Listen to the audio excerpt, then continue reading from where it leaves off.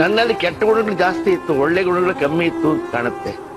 ಆದ್ರೆ ನನ್ನ ಹೆಂಡತಿ ನನ್ನ ಮಕ್ಕಳಿಗೆ ಯಾವತ್ತೂ ನನ್ನ ಕೆಟ್ಟ ಗುಣ ಹೇಳಿಲ್ಲ. ನಿಮ್ಮಪ್ಪ ಕುಡುಕ, ನಿಮ್ಮಪ್ಪ ಜೂಜಾಡ್ತಾರೆ, ಮುಂದೆ ದಿನವೂ ಹೇಳಿಲ್ಲ.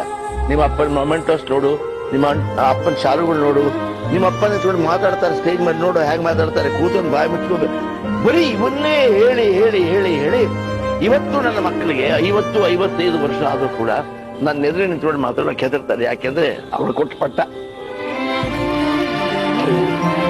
ಅವಳು ಕೊಟ್ಟು ಬಿಟ್ಟರೆ ಅದು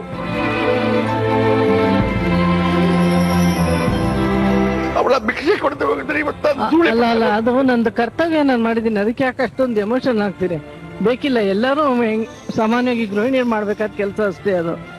ಪ್ರತಿಯೊಂದು ಮನೆಯಲ್ಲೂ ನಾನು ಹೇಳೋದಿಷ್ಟೇ ಸರ್, ತಾಯಿ ಆದವಳು ತಂದೆಯ ಒಳ್ಳೆ ಅಂಶವನ್ನ ತೋರಿಸಿದ್ರೆ ಸಂಸಾರದಲ್ಲಿ ಬಿಗಿ ಮುಳುಗಿ